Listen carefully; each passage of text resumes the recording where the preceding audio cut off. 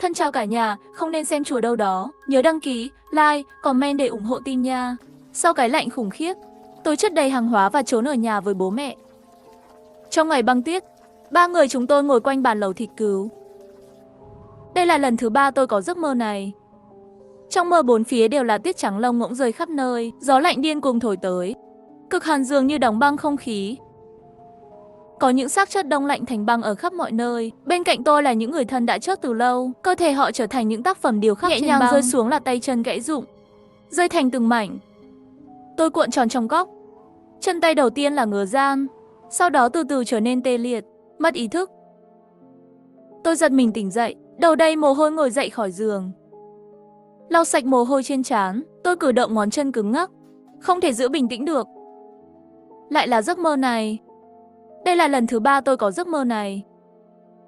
Trái đất qua đêm, bị mắc kẹt trong cái lạnh cực độ âm 40 độ C, dân số toàn cầu giảm mạnh, cả gia đình chúng tôi, hầu như tất cả đều chết trong thảm họa này. Tôi còn nhớ rất rõ, ngày lạnh giá đến. Sáng sớm ngày 21 tháng 8, phần còn lại của bầu trời bỗng nhiên đổ tuyết, sau đó địa ngục băng giá nuốt chửng vô số mạng người đã đến. Tôi nhìn điện thoại, ngày 19 tháng 8. Chỉ còn 2 ngày nữa là đến sáng sớm ngày 21. Một tia chớp lóe lên trong đầu tôi, làm tôi lập tức bừng tỉnh. Đây không phải là lời tiên tri. Nếu không thì giải thích như thế nào tôi đã có cùng một giấc mơ trong 3 ngày liên tiếp. Tóc tôi dựng đứng. Cơn buồn ngủ biến mất, ngồi trên giường suy nghĩ một lát rồi cầm điện thoại lên, kiểm tra số dư thẻ ngân hàng của tôi từng cái một. Tôi không tin trên thế giới có chuyện như vậy. 3 giấc mơ này chắc hẳn là báo trước điều gì đó. Tôi phải hành động. Ngay lúc này, màn hình điện thoại đột nhiên sáng lên. Cục khí tượng, trạm thời tiết, phát hành cảnh báo nhiệt độ cao lúc 13 ngày 18 tháng 8 năm 2022.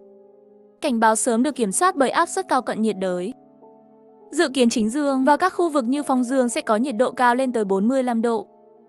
Xin vui lòng làm tốt công việc phòng chống nắng nóng và làm mát. Trong bóng tối, tôi nhìn chằm chằm vào màn hình trắng xóa. Đồng tử co lại. Trong mơ tôi cũng nhận được một tin nhắn như vậy. Sau 3 ngày liên tục nóng, tuyết rơi, cực lạnh đột nhiên đến. Tôi trực tiếp gọi điện thoại cho bố mẹ. Hai người họ hiện vẫn đang đi du lịch Thái Lan. Tôi yêu cầu họ rời đoàn ngay bây giờ, mua vé máy bay gần nhất về nước. Bố mẹ tôi nghe điện thoại hơi ngạc nhiên. Chứ, con điên rồi à? Mất bao nhiêu tiền rồi? Còn chưa chơi được 2 ngày nữa. Ở nhà có chuyện rồi à? Tôi sờ mặt, mệt mỏi đến nói, hai người cứ nghe theo con là còn được. có thể hại hai người sao? Phải mua vé máy bay sớm nhất, cố gắng ngày mai sẽ về nước. Mặc dù bố mẹ tôi có chút lẩm bẩm, nhưng vẫn không xoay chuyển được tôi, đành phải đồng ý. Tôi nhanh chóng tìm người đến cải tạo phần chương lắp đặt sơn cách nhiệt và lớp bọt. Bởi vì thời gian quá eo hẹp, không kịp sửa chữa. Một số phần trông thô và thiếu thẩm mỹ, nhưng lúc này cũng không thể quan tâm nhiều như vậy nữa. Khi cải tạo, chủ nhà trên lầu xuống làm phiền rất nhiều lần. Người phụ nữ gầy mặc váy dây treo, tiếng đập cửa rất lớn. Sau khi mở cửa liền liếc nhìn tôi một Hơi cái. xấu tính. Trang trí kêu len keng. Còn để cho người ta ngủ nữa không? Chồng tôi làm ca đêm. Chỉ hoãn anh ấy nghỉ ngơi thì sao? Tôi rất hòa nhã nói, thật ngại quá.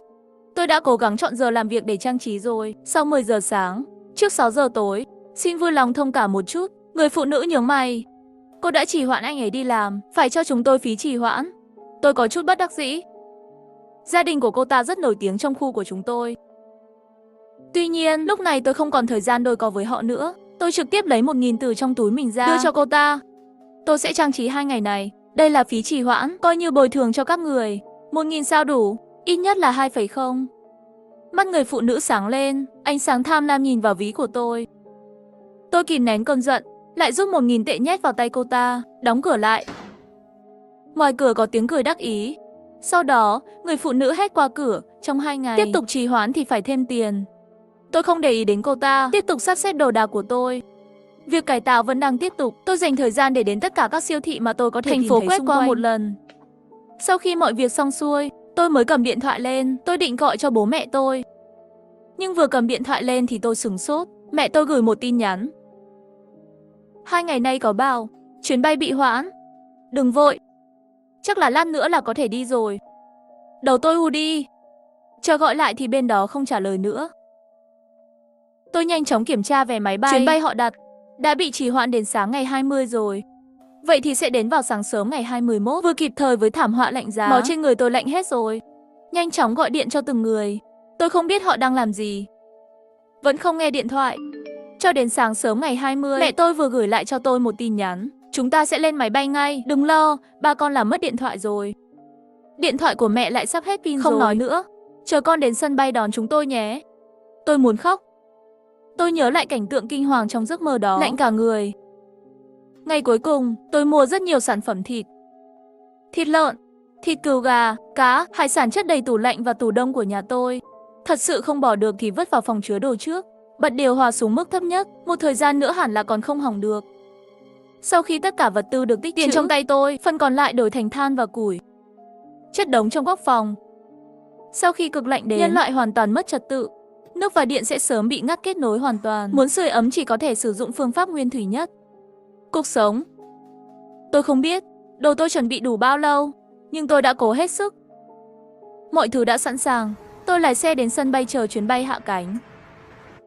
Vừa rồi tôi đã gửi vô số tin nhắn rồi, yêu cầu bố mẹ tôi khi xuống máy bay không lấy hành lý, đi ra ngoài ngay. Ơn trời, bố mẹ tôi cuối cùng cũng nghe lời được một câu, không lấy hành lý, vội vã chạy đến đây.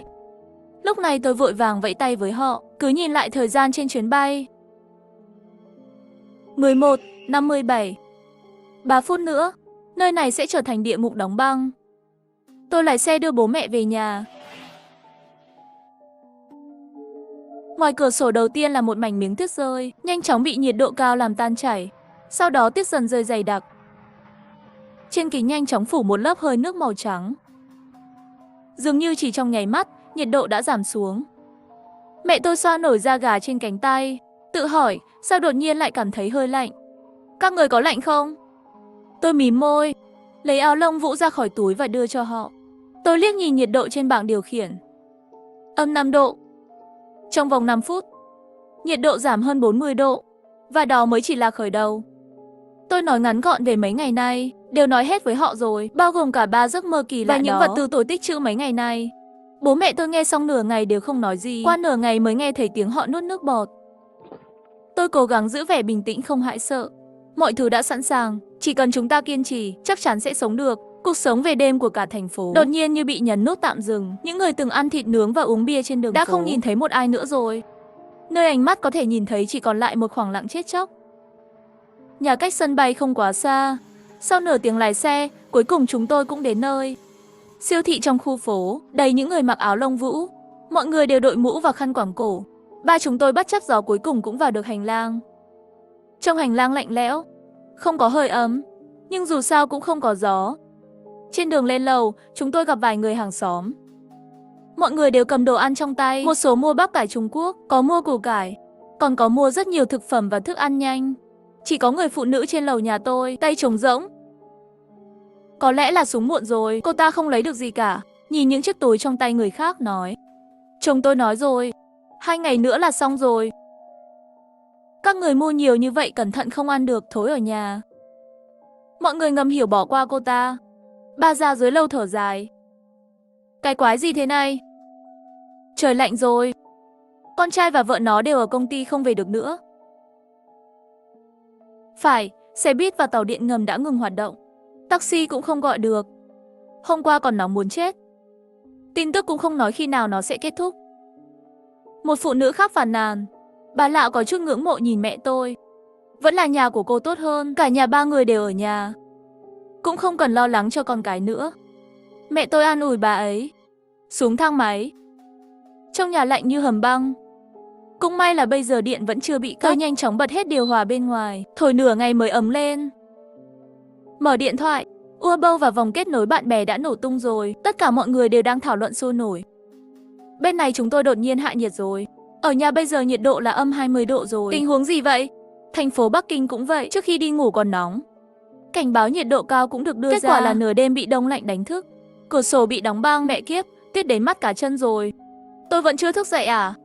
Tôi cau mày. Rõ ràng, bây giờ mọi người đều không nhận ra mức độ nghiêm trọng của vấn đề. Hay chỉ là một trò đùa? Đang thảo luận chuyện này. Thậm chí vòng kết nối bạn bè của tôi còn đi ra ngoài và quay video trong tuyết. Nằm trong tuyết, chân tay trượt trong niềm vui không thể biết được. Tôi thở dài, tắt điện thoại đi. Trở lại phòng ngủ. Tôi ngủ rất ngon. Trong mơ tôi dường như rơi vào biển băng cực lạnh. Tôi bị đánh thức bởi tiếng hét của mẹ tôi. Tôi đột nhiên mở ra và bị chạy ra ngoài. Tin thấy bố mẹ tôi đang đứng bên cửa sổ. Mẹ tôi bịt miệng, bố tôi là một gương mặt nặng nề. Tôi đi qua, thấy ngoài cửa sổ tuyết đã nhỏ hơn một chút, nhưng nhiệt độ vẫn đang giảm. Một đêm trôi qua, cả thế giới đã hoàn toàn bị đóng băng. Nhìn đi, mọi nơi đều là màu trắng. Nhà tôi ở lầu phụ, có thể nhìn thấy rất nhiều người trên đường. Mọi người đều chen chúc trước siêu thị, chờ siêu thị mở cửa, lạnh đến mức không chịu về nhà. Bố tôi nhỏ giọng an ủi, đừng sợ. Nhà chúng ta có rất nhiều thứ, không sao đâu. Mẹ tôi đỏ mắt gật đầu. Một bên là tiếng tin tức buổi sáng. Mọi nơi trên thế giới đang hạ nhiệt. Trời lạnh. Bỗng nhiên rất muốn ăn lẩu nóng hổi. Vừa vặn đáy nồi và nước chấm đều đã sẵn sàng. Trước đây mua rất nhiều. Con người trong thời tận thế nên sống tốt hơn. Không biết ngày mai sẽ xảy ra chuyện gì. Có lẽ một nồi lẩu ấm áp, nó sẽ cho chúng ta thêm dũng khí để đối mặt với thảm họa chưa biết. Sau khi ăn xong tô nước cụt, cũng lời dọn dẹp bát đũa nữa, đặt trên ghế sofa trải điện thoại di động. Nếu nhớ không nhầm, vài ngày nữa sẽ bị cắt hoàn toàn nước và điện, chưa kể đến việc ngắt kết nối. Mở nhóm trò chuyện, bầu không khí đùa giỡn hôm qua đã hoàn toàn biến mất rồi. Hầu như mọi người đều đang thảo luận về việc hạ nhiệt này. Nhà tôi đã xuống dưới không rồi, bật điều hòa không khí cũng không dùng được nữa thì lần hạ nhiệt này sẽ kéo dài bao lâu? Các chuyên gia cho rằng đây chỉ là tạm thời. Tôi thấy nước đẹp đã bắt đầu mua với giá không tệ rồi. Đây là một thảm họa trên toàn thế giới. Sông băng 7 đã đến, loài người sắp tuyệt chủng rồi. Lúc này có một bà mẹ đang ở nhà tìm giúp đỡ. Không đủ sữa bột, có ai có sữa bột dư thừa không? Tin nhắn này nhanh chóng bị quét lên. Không ai để ý đến cô ta. Trước thảm họa này, sự ích kỷ của con người dường như cũng không thể trách được. Tôi thở dài. Rõ ràng là mọi người hoàn toàn không tin vào sự hạ nhiệt này. Chuyên gia nói gì? Đợt lạnh tạm thời. Nhưng họ lo ngại về thảm họa sắp xảy ra trong tương lai. Chưa biết gì cả. Nhiệt độ âm 20 độ sẽ chỉ duy trì được 1 hoặc 2 ngày. Chẳng bao lâu nữa nhiệt độ sẽ tiếp tục giảm. Chỉ trong 3 ngày, dân số trái đất sẽ giảm 1/3. Địa ngục đã bắt đầu rồi. Nửa đêm ngày thứ 3, tôi bị đánh thức vì lạnh. Hình như tôi đang ngủ trong một cái hầm băng, ngay cả khi mặc áo cotton dày, toàn thân cũng lạnh lẽo. Tôi nhìn điện thoại. Trừ 40 độ. Mặt bố tôi trông rất tệ. Ông bật công tắc đèn trong nhà lên. Không có phản ứng, trong phòng khách tối om. Để đối phó với mất điện, nhà đã có lò sưởi rồi. Bố tôi đang cầm một bó củi, nhét vào lò và đốt lửa. Chúng tôi nằm trên tấm thảm bên cạnh, quấn chăn lại và ngủ. Nhìn ngọn lửa đang cháy, nghe tiếng gỗ vỡ vụn bên tai.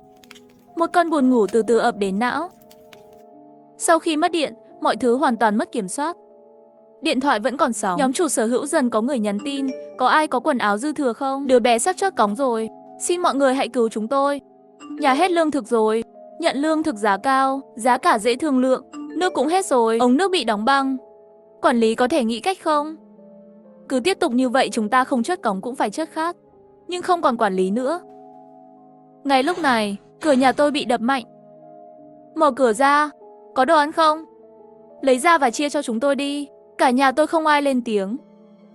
Tất cả chúng ta đều nhận ra giọng nói này. Là người đàn ông trên lầu. Nghe nói trước đây anh ta là lăn lộn trong xã hội đen. Người vừa cao vừa khỏe, nhìn thì rất khó xử lý. Tôi biết trong nhà có người. Mấy ngày trước các người còn cải tạo căn nhà. Nếu không mở cửa, tôi sẽ đập cửa. Người đàn ông hung hăng đập cửa. Sau khi không nhận được câu trả lời, bắt đầu đập mạnh vào cửa. Cửa nhà tôi chắc chắn hơn. Hắn đánh nửa ngày không nhúc nhích, mắng một tiếng rồi đi xuống. Những ngày tới, mỗi ngày chúng tôi đều ở nhà. Tất cả chăn đều được lấy ra và chất đống trên giường. Nhưng cho dù trên người có mấy lớp chăn, ban đêm chân vẫn lạnh. Trật tự hoàn toàn rối loạn. Hàng ngày dưới lầu đều có thể chuyển đến âm thanh hỗn chiến. Xác chất nằm trong tuyết, ngoại trừ chớt cóng thì cũng là bị rớt. Người đàn ông trên lầu mỗi ngày đều hô vang, nhưng không ai mở cửa. Sau 3 ngày đập cửa, hắn không còn xuất hiện nữa. 1 tháng sau, củi và than của chúng tôi đang chạm đáy. Chúng tôi đều biết, nếu không tìm thấy nhiên liệu, chúng tôi sẽ chết. Ngay khi chúng tôi đang kiệt sức, đột nhiên có tiếng gõ cửa. Bố tôi tưởng là nhà trên lầu, cảnh giác bước qua. Kết quả trong mắt mèo lại là người quản lý. Kể từ khi cái lạnh ập đến, quản lý không bao giờ nói chuyện trong nhóm nữa. Lần này không biết sao lại đột nhiên xuất hiện. Chào ngài, những chủ nhà khác. Không có gì để sưởi ấm trong nhà. Chúng tôi dự định sẽ đến khu rừng ở ngoại ô, chặt một ít củi về đốt.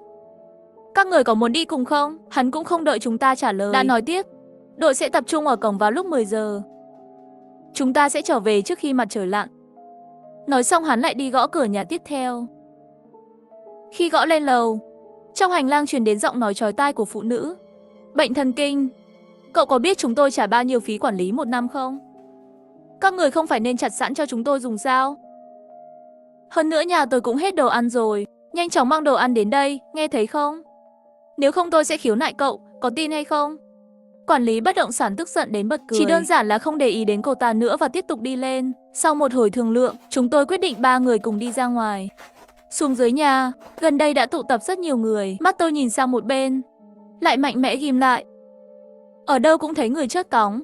Đây là sự tàn khốc của ngày tận thế sao? Không có thời gian để suy nghĩ. Quản lý lấy một cái loa lớn ở phía trước hét lên. Các chủ sở hữu đang gặp phải thảm họa. Mọi người phải làm việc cùng nhau để tồn tại. Mọi người đều biết, chúng ta không thể chịu đựng được lâu ở nhiệt độ này. Có một khu rừng ở ngoại ông phía đông. Chúng ta có thể đi chặt một ít củi về nhà để sưởi ấm. Đi ngay thôi, chúng ta phải về trước khi mặt trời lặn. Gió lạnh quét có tuyết trên mặt đất. Phản ứng đầu tiên là mặt cảm thấy ngứa ran không chịu nổi. Một lát sau bị bắt đầu tê liệt, cuối cùng sẽ mất ý thức. Tôi chỉ cảm thấy cuộc sống này chưa bao giờ khó khăn như vậy, hoàn toàn là nhờ vào hành động và kiên trì. Sau một ngày cố gắng, chúng tôi tăng tốc độ trở về với bó củi trên lưng. Trong hành lang lạnh như băng. Cũng may là không có gió, bốn phía đều yên tĩnh. Trong hành lang tối tăm, người phụ nữ trên lầu chạy tới với một con dao. Biểu tình của cô ta rất hung hăng, la hét lao vào mặt tôi. Các người còn có lương tâm không? Cả nhà chúng tôi đang chớt cóng. Chồng tôi bị bệnh. Có củi sao không thể chia cho chúng tôi? Đưa củi đây. Tôi xoay người tránh. Người phụ nữ không thể dừng lại và lao về phía trước. Tôi không giấu vết đưa một chân ra. Cô ta ngã xuống cầu thang. Rồi tiếng hét dừng lại.